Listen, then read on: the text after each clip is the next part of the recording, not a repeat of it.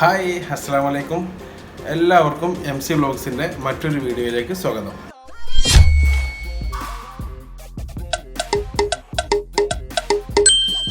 ഇന്ന് നമ്മൾ ഉണ്ടാക്കാൻ പോകുന്നത് തനി നാടൻ വിഭവമാണ്. മലപ്പുറം ജില്ലയിലൊക്കെ ഗ്രാമപ്രദേശങ്ങളിൽ ഏറ്റവും കൂടുതൽ ആളുകൾക്ക് കഴിക്കാൻ ഇഷ്ടമുള്ള ഒരു നാടൻ ഉച്ചഭക്ഷണമാണ് ബീഫ് വരട്ടിയതും മോര് കാച്ചിയതും ചോറും. അപ്പോൾ അത് നമ്മൾ നമ്മുടേതായ രീതിയിൽ ഒന്ന് ഉണ്ടാക്കി നോക്കുകയാണ്. നമ്മുടെ ചാനൽ ആദ്യമായിട്ടാണ് നിങ്ങൾ കാണുന്നതെങ്കിൽ സബ്സ്ക്രൈബ് ചെയ്യുക, സപ്പോർട്ട് ചെയ്യുക. ഓക്കെ, നമുക്ക് വീഡിയോയിലേക്ക് പോകാം.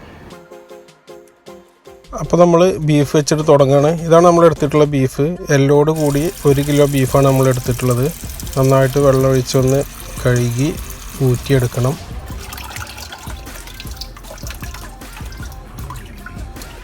ഇപ്പോൾ ബീഫ് നമ്മൾ കഴുകിയെടുത്തു. ഇനി ഇത് കുക്കറിലിട്ട് ആദ്യം ഒന്ന് വേവിക്കണം കേട്ടോ, എന്നാലുള്ളൂ സെറ്റായി വരിക. അതുകൊണ്ട് ആദ്യം ഒരു കുക്കറിലേക്ക് ഇടുന്നു. ഇനി അതിലേക്ക് ആവശ്യമായ 2 ടീസ്പൂൺ മഞ്ഞൾപ്പൊടി, 3 ടീസ്പൂൺ കാശ്മീരി മുളക് പൊടി, 2 ടീസ്പൂൺ മല്ലിപ്പൊടി, പിന്നെ ആവശ്യത്തിനുള്ള ഉപ്പ് ചേർക്കണം. അതോടൊപ്പം തന്നെ 1 ടീസ്പൂൺ വിനാഗിരി കൂടി ചേർക്കണം. ഇനി അതിലേക്ക് ഇഞ്ചി, ചെറിയ ഉള്ളി, വെളുത്തുള്ളി, പച്ചമുളക് എന്നിവ എല്ലാം കൂടെ ചേർത്ത് ഒരു മിക്സിയിലിട്ട് ഇതുപോലെ നന്നായിട്ട് ക്രഷ് ചെയ്തെടുക്കണം. ഇനി ആ ഒരു അരപ്പും കൂടെ ഈ മസാലപ്പൊടികളോടൊപ്പം ചേർത്ത് കൈ കൊണ്ട് ബീഫ് നന്നായിട്ട് മിക്സ് ചെയ്തെടുക്കണം.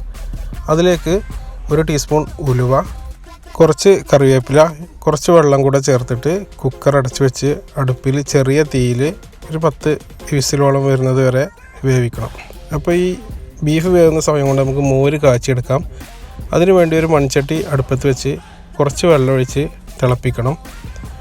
അത് തിളച്ച് വരുമ്പോൾ അതിലേക്ക് 1 ടീസ്പൂൺ മഞ്ഞൾപ്പൊടി ഇട്ട് നന്നായിട്ട് മിക്സ് ചെയ്ത് ഇളക്കി കൊടുക്കണം. തിളച്ച് വരുമ്പോഴത്തേക്കും ആവശ്യത്തിനുള്ള ഉപ്പും പിഴിഞ്ഞ് വെച്ചിട്ടുള്ള പുളിവെള്ളവും ചേർത്ത് വീണ്ടും നന്നായിട്ട് മിക്സ് ചെയ്ത് തിളക്കാൻ അനുവദിക്കണം. ഇത് തിളച്ച് വരുന്നതോടുകൂടി ഒരു മിക്സിയിൽ ഒരു 1/2 കപ്പ് ചിരകിയ തേങ്ങയും പിന്നെ 2 ടീസ്പൂൺ പച്ചരി കുതിർത്തത്, വെള്ളത്തിലിട്ട് കുതിർത്ത പച്ചരിയും, 2 ചെറിയുള്ളി, 2 വെളുത്തുള്ളി കഷ്ണമെല്ലാം ചേർത്ത് ചെറിയ ജീരകവും 1 ടീസ്പൂൺ ചേർക്കുക. എന്നിട്ട് ഇതുപോലെ അരച്ചെടുക്കണം. അതിനുശേഷം ഈ അരപ്പ് തിളച്ചു കൊണ്ടിരിക്കുന്ന നമ്മുടെ മോര് കറിയിലേക്ക് ചേർക്കണം. നന്നായിട്ട് മിക്സ് ചെയ്ത് തിളക്കാൻ അനുവദിക്കാതെ അതിനു മുമ്പ് തന്നെ കുറച്ച് കറിവേപ്പില ചേർത്ത് തീ കുറച്ച് ഓഫ് ചെയ്ത് വെക്കണം. ഇത് തണുക്കുന്നതോട് കൂടിയാണ് ഇതിൻ്റെ യഥാർത്ഥ ടേസ്റ്റ് വരിക. ഇപ്പോൾ മോര് കാച്ചിയത് റെഡിയായി. ഇനി നമ്മൾ ബീഫ് അതേസമയം വെന്തുകൊണ്ടിരിക്കുന്നുണ്ട്. ഇപ്പോൾ ഏതാണ്ട് 10 വിസിൽ വന്നു. നമ്മൾ കുക്കർ ഓഫ് ചെയ്ത് ഗ്യാസൊക്കെ പോയതിന് ശേഷം തുറന്നിട്ടുണ്ട്. ബീഫ് അത്യാവശ്യം ഒരു 3/4 വേവായിട്ടുണ്ട്. ആവശ്യത്തിന് വെള്ളം ബീഫിൽ നിന്ന് ഇറങ്ങിയിട്ടുണ്ട്.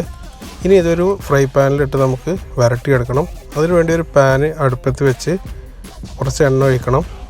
അതിലേക്ക് നമ്മൾ കുറച്ച് ചെറിയുള്ളി അരിഞ്ഞത് ചേർക്കുക.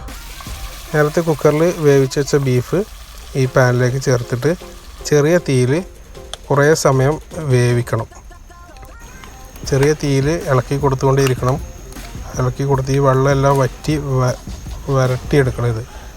അപ്പോൾ തീ ഒരു മീഡിയം അല്ലെങ്കിൽ ചെറിയ തീയിൽ വെച്ചിട്ട് കുറേ സമയം വേവിച്ചെടുക്കുക. അങ്ങനെ ഈ വെള്ളമെല്ലാം വറ്റി വരണം. വെള്ളം വറ്റി വരാൻ തുടങ്ങിയിട്ടുണ്ട്.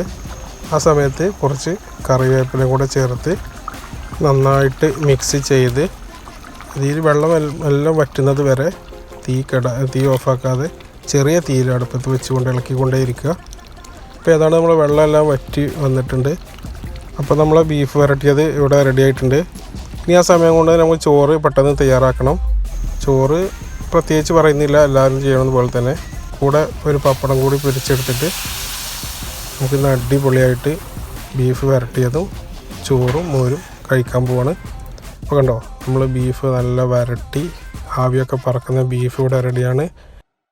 മോര് കാച്ചിയതും അതുപോലെ തണുത്ത് നന്നായിട്ട് സെറ്റായിട്ട് ഇരിക്കുന്നുണ്ട്. ചോറും നമ്മൾ ഊറ്റി വെച്ച് ക്ലിയറാണ്. ഇനി കഴിച്ചാൽ മാത്രം മതി. അങ്ങനെ നമ്മുടെ ചോറും ബീഫും മോര് കറിയും എല്ലാം റെഡിയായി. അപ്പോൾ ഈ വീഡിയോ നിങ്ങൾക്ക് ഇഷ്ടപ്പെട്ടാൽ ലൈക്ക് ചെയ്യുക, കമൻറ്റ് ചെയ്യുക, ഷെയർ ചെയ്യുക. നമ്മുടെ ചാനൽ ഇതുവരെ സബ്സ്ക്രൈബ് ചെയ്തില്ലെങ്കിൽ സബ്സ്ക്രൈബ് ചെയ്ത് സപ്പോർട്ട് ചെയ്യുക.